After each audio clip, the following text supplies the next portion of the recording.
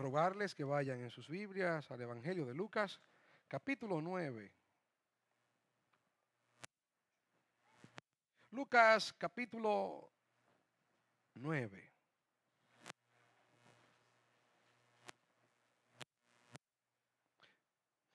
En los versículos 18 al 20 nos dice: aconteció que mientras Jesús oraba aparte, estaban con él los discípulos y les preguntó diciendo: ¿quién dice la gente que soy yo?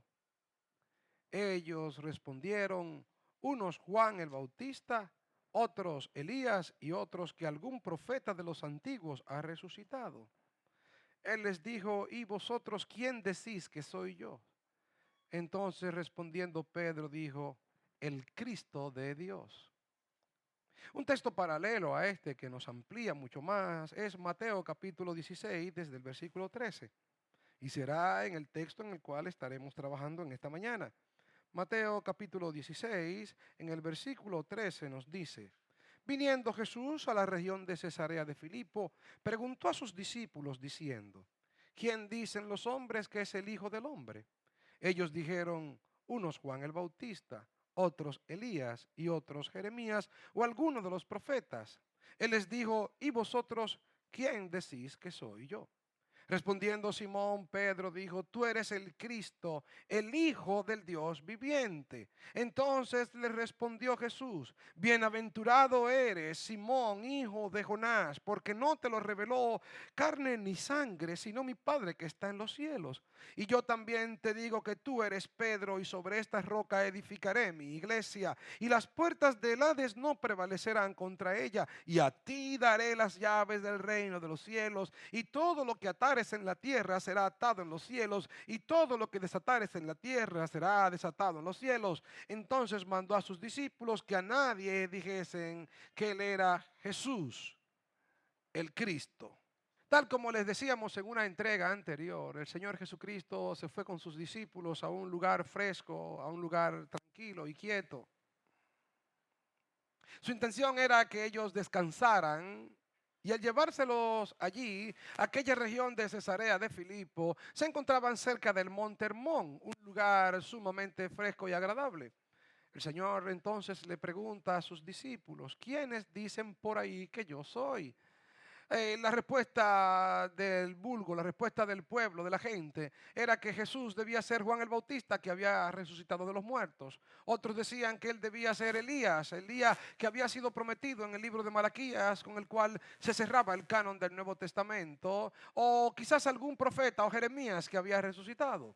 El Señor entonces se enfoca hacia sus discípulos y le pregunta a ellos de manera más directa: ¿y ustedes quiénes dicen que yo soy? A lo que el apóstol Pedro responde: tú eres el Cristo, el Hijo del Dios viviente.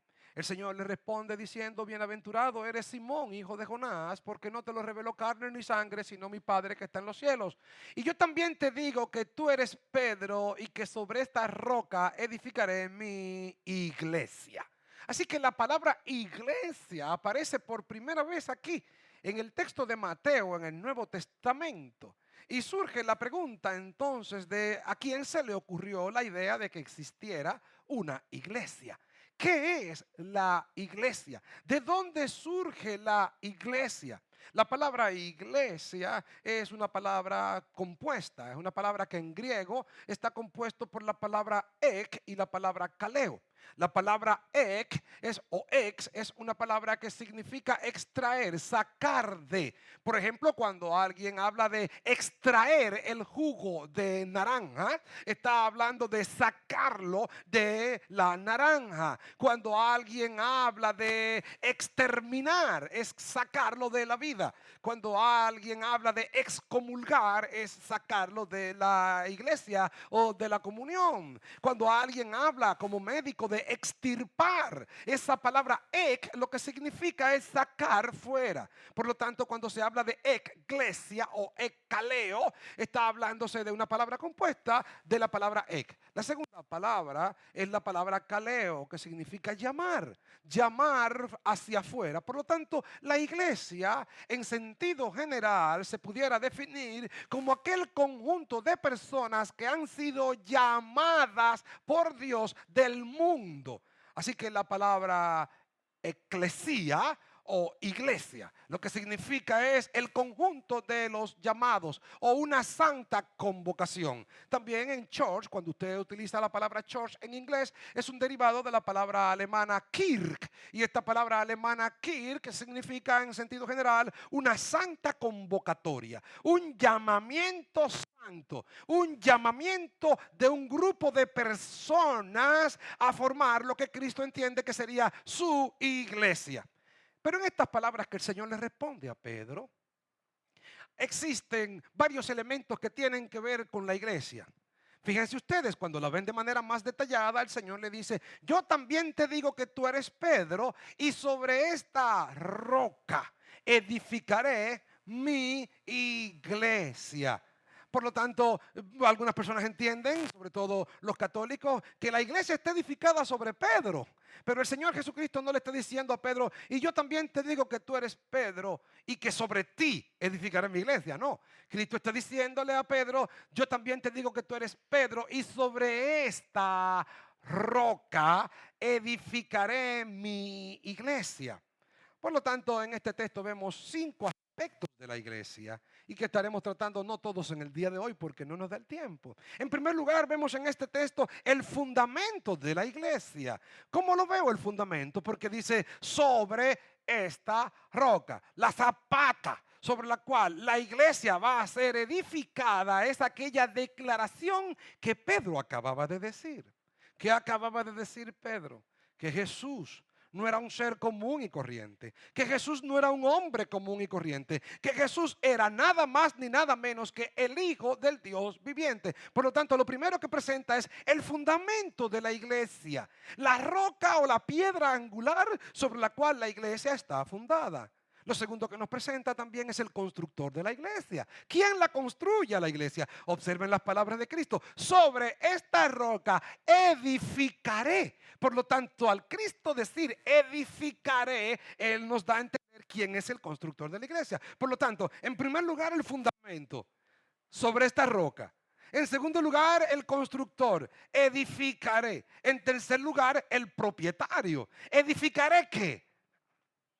Mi iglesia. Por lo tanto, el propietario de la casa de Dios es Cristo. Sobre esta roca, yo, el constructor, edificaré mi iglesia. Entonces también nos presenta su misión: las puertas del Hades no prevalecerán contra ella. Y también nos presenta su poder, autoridad y alcance: todo lo que atares en la tierra será desatado en los cielos. Por lo tanto, en esta mañana solamente nos concretaremos y nos enfocaremos en buscar cuál es el fundamento de la iglesia. El primer punto: si usted quiere escuchar los 5 sermones al respecto, tiene que venir 5 veces sin parar a la iglesia. Así que no le va a ser difícil usted darle seguimiento. Pero ahora, para que lo sepan ustedes, están en este mismo instante grabando este mensaje y de ahora en adelante van a aparecer próximamente en YouTube. Así es que el figureo va por todos, ¿no? Así es que vamos a estar pendientes en los medios del internet. Así es que espero que usted venga a la iglesia, no deje de venir a la iglesia porque tiene que verlo por internet, porque esto es irrepetible. Veamos en primer lugar el fundamento de la iglesia.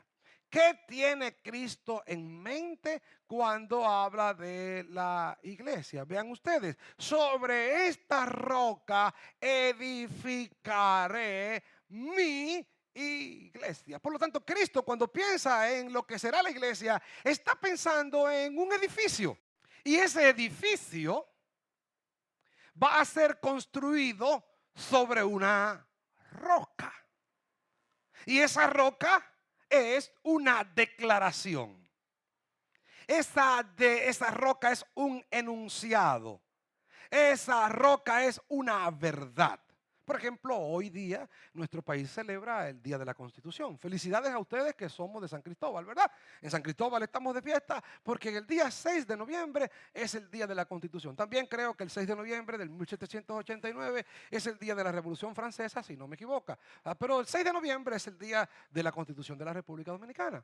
¿Qué significa esto? Significa que allí hay una declaración, hay un documento donde se declara que por primera vez hay un territorio que nosotros le llamamos República Dominicana. Por lo tanto, sin la Constitución, el país no se puede edificar. No se puede construir una nación sin un principio básico que lo sustente. Asimismo, la iglesia cristiana tiene un principio básico sustentador. Hay una base, una piedra principal, una estructura, una zapata. Los que saben de construcción aquí saben que una casa cuando se va a construir, usted no puede construirla así por así. Si usted va a la playa y tiene que construir en la playa, usted sabe que en la playa hay mucha arena, ¿verdad? A nadie se le ocurriría hacer una zapata con un pico en la playa y echar allí concreto. ¿Qué haría usted si usted en la arena de la playa hace una zapata y entonces allí vacía concreto? Con el paso del tiempo, con el movimiento de las olas, la zapata va a sufrir y finalmente el edificio va a colapsar. El edificio se va a caer, porque los edificios se construyen sobre una estructura, sobre una zapata. Cuando el Señor Jesucristo termina en Mateo, el sermón del monte, Mateo 5, 6, 7, Él dice las siguientes palabras: a cualquiera que oye mis palabras y las guarda, yo le compararé a un hombre prudente que edificó su casa sobre la roca. Pero cualquiera que la oye y no las guarda, le diré a qué lo compararé. Lo compararé a un hombre insensato que edificó su casa sobre la arena. Vinieron los vientos, pasaron los ríos y la casa cayó y fue grande su ruina. Por lo tanto, la iglesia está edificada sobre una base y una estructura, sobre un terreno duro. Y en este sentido, viendo el fundamento de la iglesia, veremos dos aspectos de ese fundamento: el falso fundamento o el fundamento errado, y en segundo lugar veremos el fundamento verdadero. Cuando hablamos del fundamento errado, tenemos mucha tristeza porque tenemos que hablar de un fundamento errado. Puede ocurrir, y es una lástima, que alguien crea que el fundamento de la iglesia lo es el Papa. No es nuevo el hecho de que muchas personas piensen que es el Papa. No hay duda de que la iglesia católica es mucho más vieja que muchas iglesias protestantes. Pero es necesario que en el día de hoy nosotros tengamos que demostrar de manera histórica que tal cosa no es cierta. ¿Por qué? Cuando el cristianismo surge, y siéntase usted en tranquilidad, siéntase tranquilo, porque vamos a hablar un poco de historia. Cuando el cristianismo no surge en Roma. Piense. El Señor Jesucristo, que fue el fundador del cristianismo, jamás visitó a Roma. Pero no olviden ustedes que Roma era la capital del mundo. Y si Roma era la capital del mundo, obviamente la iglesia que iba a ser más rica y más fuerte era la iglesia de la capital. Imagínese usted que empiece un movimiento en San Cristóbal. Pero ¿qué pasa? Que en la capital se empiezan a convertir los hermanos que firman los cheques en la Secretaría de Hacienda, ¿verdad? Y en la capital se empiezan a convertir los secretarios de Estado, ¿verdad? Y se convierte finalmente nada más ni nada menos que Leonel Fernández. Y se convierte después de Leonel Fernández, aunque usted no lo crea, Danilo Medina. Y después se convierte a Doña Cándida. Y se convierte a Doña Margarita. Y en aquella iglesia donde están Doña Margarita, Doña Cándida, Leonel, Danilo, la gente fluye inmediatamente porque quieren estar cerca del presidente. Lo mismo pasó aquí en la historia. La iglesia cristiana nace en Jerusalén con los discípulos del Señor. Pero el día de Pentecostés, en Hechos capítulo 12, nos dice que había allí partos, medos, elamitas y algunos que venían inclusive de la ciudad de Roma. Estos judíos que venían de la ciudad de Roma fueron luego dispersados en la persecución de los tiempos de Esteban, y estos fueron entonces llevando el evangelio hasta la ciudad de Roma. Cuando el apóstol Pablo escribe la epístola a los romanos, en el capítulo 16, que es el último capítulo, nos encontramos con una serie de personas que el apóstol Pablo saluda. Saludadme a Aquila y a Priscila, saludadme a Aristarco, saludadme a un grupo de personas que eran amigos íntimos del apóstol Pablo, personas que él conocía, pero el mismo apóstol Pablo, cuando escribe la epístola a los romanos, nunca él mismo había ido a Roma. Por eso ustedes se dan cuenta en el capítulo 1, él dice, porque yo quiero verlos para consolarlos. Esto es, para que seamos mutuamente confortados con la fe que nos es común a ustedes a mí. Pero hasta ahora yo he sido impedido de ir a ustedes. De tal manera que Pablo no conocía de cara a los creyentes de la ciudad de Roma. Pero qué extraño, el apóstol Pablo tampoco dice cuando escribe la epístola a los romanos, salúdenme ahí a Pedro, claro, el fundador de la iglesia, para nada. Todo lo contrario, el apóstol Pablo era tan cuidadoso que él mismo dice que a Pedro le fue dado el ministerio de la circuncisión y que a Pablo le había sido dado el ministerio de la incircuncisión. Y Pablo era sumamente cuidadoso de meterse en un ministerio que no fuera un ministerio que hiciera él para no edificar sobre fundamento ajeno. Pero ¿qué pasa? La iglesia de Roma sigue creciendo. Y ocurre el primer concilio. El primer concilio se dio aproximadamente en el año 170 después de Cristo. Y ese primer concilio no lo dirigía el Papa de Roma. En aquel instante el obispo de Roma era nada más nada menos que un obispo llamado Víctor. Y Víctor estaba en contra de aquellos creyentes que entendían que el Viernes Santo no debía ser Viernes Santo, sino que tenía que ser coincidente o coincidir con el viernes o el día de la Pascua judía. Esto trajo muchos problemas e Ireneo, que se encontraba en aquel momento en Roma, cuando llegaron los creyentes de Grecia, los creyentes de Occidente, nos dice Papías, inclusive, que Ireneo, conforme a su nombre, los trató con piedad y bien, porque el nombre Ireneo significa paz. De manera que no hubo tampoco ningún problema y la Iglesia Católica en ese instante tampoco dirigió ese primer concilio. Pasaron los años y en el año 315 aproximadamente se convirtió Danilo, ¿cómo? El emperador romano. Constantino. Y Constantino, huyéndole a Roma, hace el primer concilio en la ciudad de Nicea. La ciudad de Nicea se encuentra cerca del Mar Rojo, en el estrecho del Bósforo y cerca de lo que hoy es la ciudad de Estambul, que en aquel tiempo era la ciudad de Constantinopla. Constantino fundó aquella ciudad y cerca de la ciudad de Constantinopla hizo el concilio de Nicea.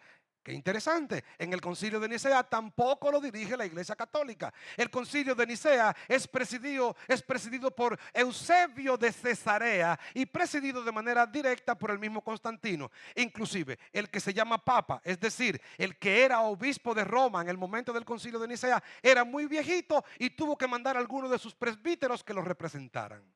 Hasta ese instante no existe la Iglesia Católica Apostólica y Romana, año 325 después de Cristo. Después del 325 empezaron a llegar las invasiones bárbaras.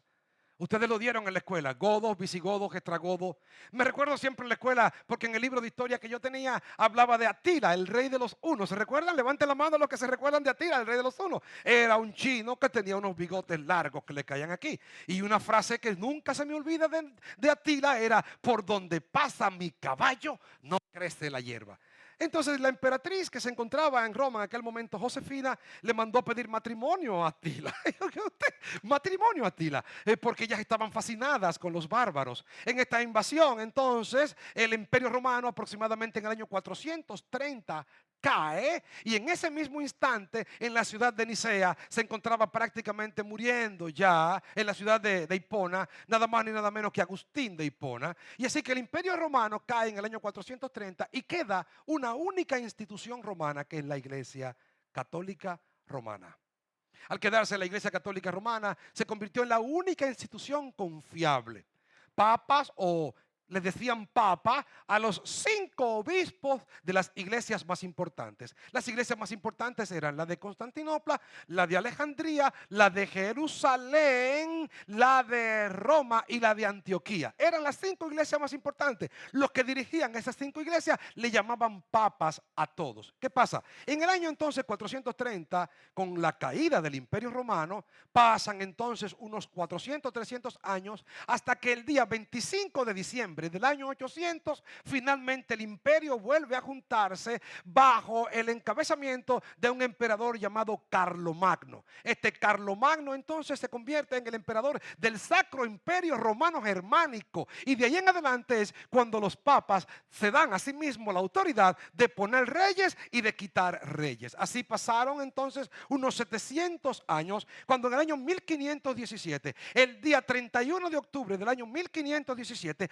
un monje con un martillo en la mano, un monje con unos papeles debajo del brazo, un monje llamado Martín Lutero, en las puertas del castillo de Wittenberg clavó sus 95 tesis, y de ahí en adelante el Papa León X y toda la estructura romana quedó en entredicho, y empezó, de otra manera pudiéramos decirlo, a proclamarse el evangelio bíblico basándose en las escrituras. ¿De dónde sale esto entonces de que tú eres Pedro y sobre esta roca edificaré mi iglesia, que tú eres el Papa? Sucede que la iglesia católica, y ustedes saben que en esta iglesia no se predica de otras iglesias, mi intención no es esa, pero tengo que aclarar, porque la maleza ha crecido tanto que mucha gente ve este texto y cree que el Papa es el sucesor de Pedro. Pedro no dejó sucesor. Pablo no dejó sucesor. Ninguno de los apóstoles dejaron sucesores. Una cosa ellos dejaron el Nuevo Testamento para que lo leyéramos. Eso sí fue lo que ellos dejaron. De ahí en adelante, después del 31 de octubre, que se cumplieron este lunes 499 años, y que el próximo año se cumplirán 500 años de la Reforma, entonces empezamos a ver claramente que el verdadero sucesor de Cristo, que el verdadero vicario de Cristo, según la Biblia, no es nada más ni nada menos que el Espíritu Santo. Habiendo visto el fundamento errado y habiendo visto quién no es la roca, no puede ser Pedro.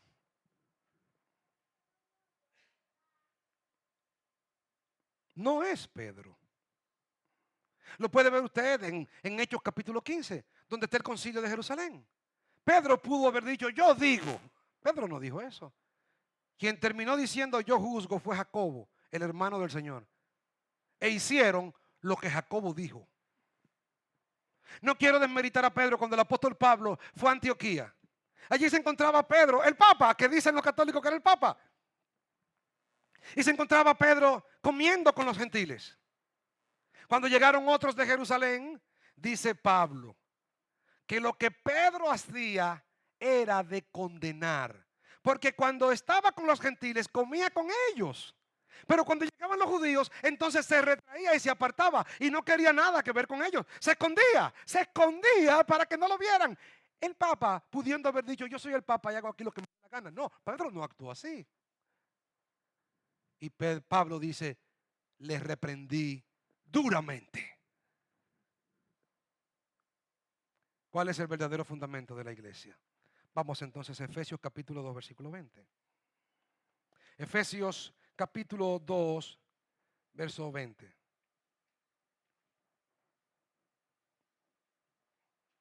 Nos dice, vamos a ver desde el 19. ¿Sobre qué está edificada la iglesia?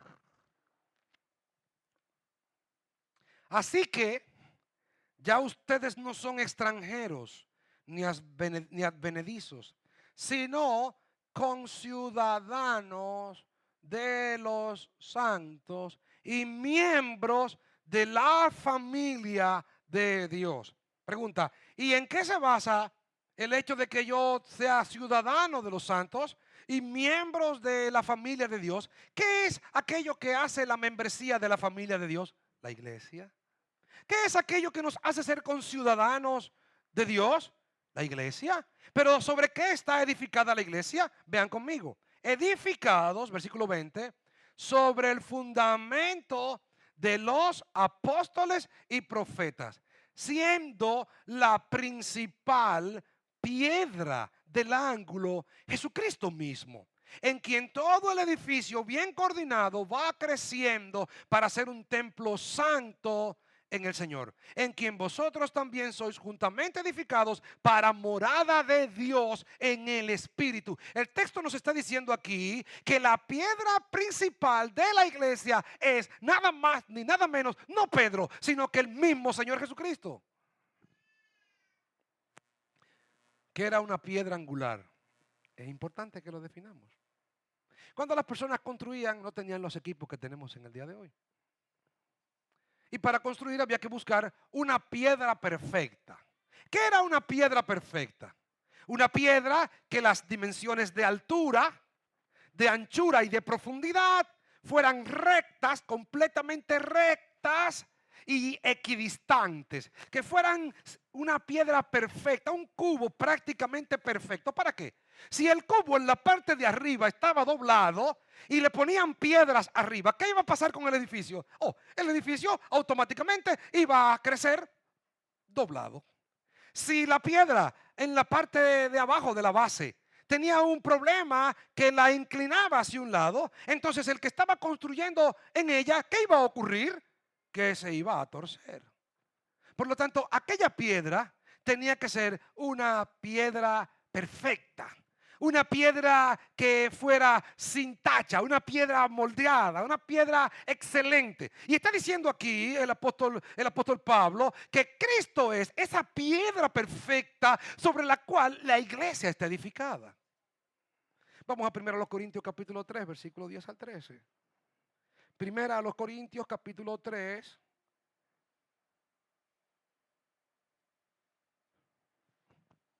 Versículo 10. Pablo está hablando de su ministerio y es un ministerio en la iglesia. Dice, conforme a la gracia de Dios que me ha sido dada, yo como perito arquitecto puse el fundamento.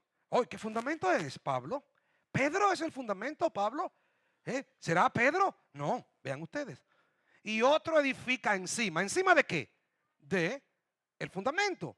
Pero cada uno mire cómo sobreedifica. Versículo 11 es terrible, es mortal. Porque nadie puede poner otro fundamento que es el que está puesto, el cual es Jesucristo.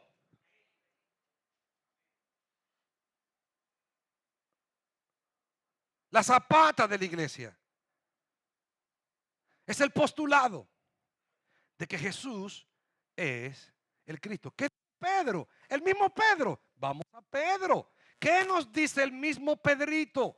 Pedrito, ¿qué nos decís? ¿Qué dices tú? Vamos a 1 de Pedro capítulo 2 versículo 4. Pensaba Pedro que él era esa roca. Vean ustedes.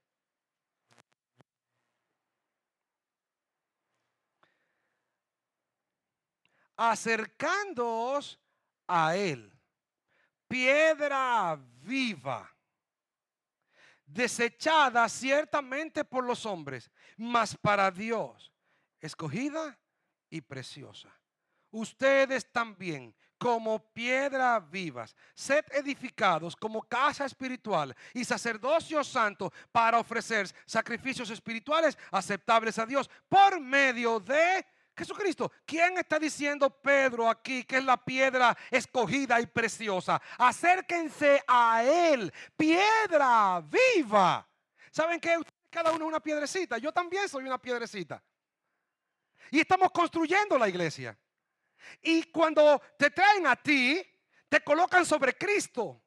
Cuando traen a otro, lo colocan sobre Cristo. Y en la medida en la cual somos colocados sobre Cristo, vamos construyendo juntos un edificio de piedras vivas. Hay un parque aquí en nuestro pueblo que ustedes lo conocen mucho. Todavía se sigue llamando el Parque de piedras vivas.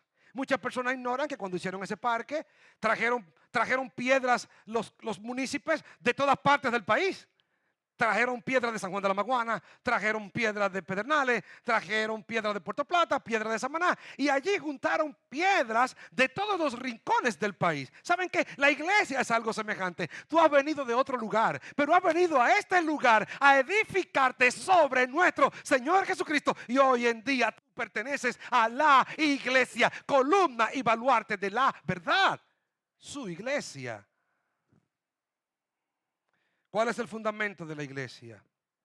El fundamento de la iglesia es una gran presunción. Somos unos presumidos. Decimos la cosa más atrevida.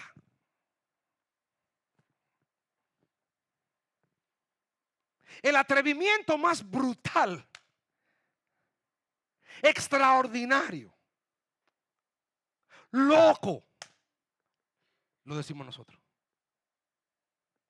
Nosotros decimos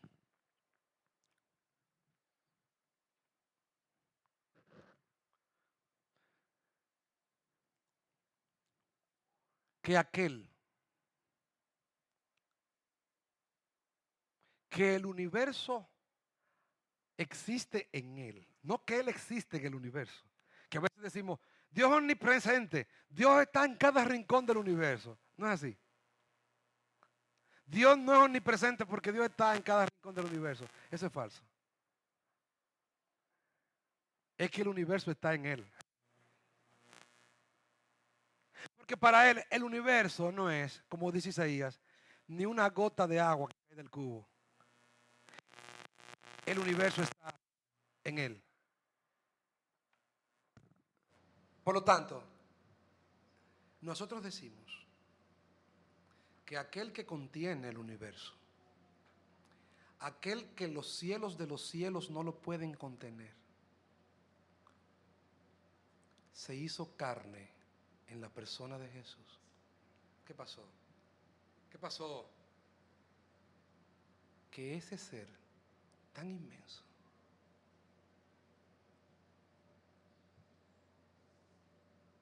hizo vida en una mujer, en su vientre, y esperó 9 meses allí. Y nació. Y aprendió a beber leche de sus pechos, como si no hubiera creado los pechos. Aprendió a llorar, como si no hubiera él creado los ojos y las lágrimas. Aprendió a caminar, como si no hubiera él creado los pies. Aprendió a hablar, como si no hubiera creado él los pulmones y la lengua y los dientes. Aprendió a vivir como nosotros, como si no hubiera él creado la vida. Y nosotros decimos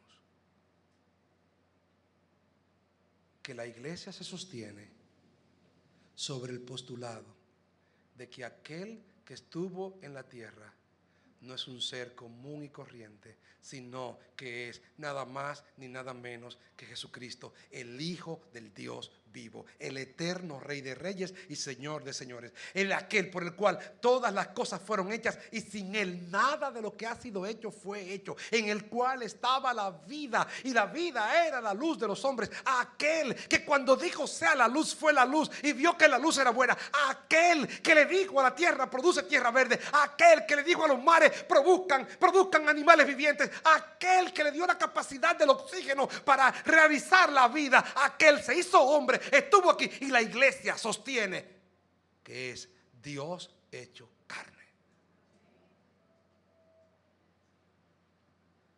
Si Jesús fuese solo un gran maestro, yo dejo esto, yo no sigo en esta iglesia, me voy.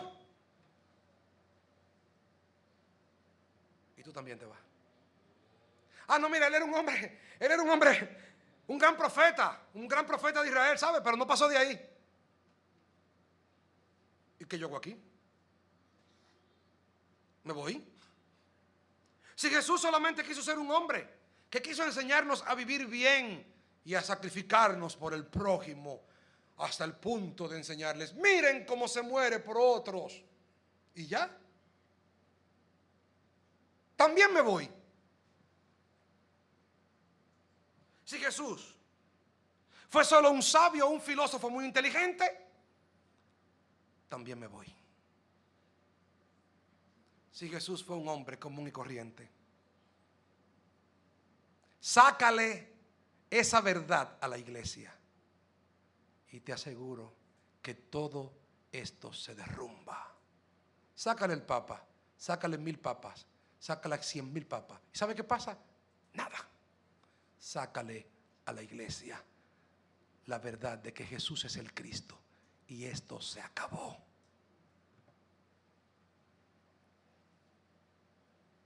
La base de la iglesia es esta, que venimos aquí a adorar a un ser extraordinario que se hizo hombre y fue hombre.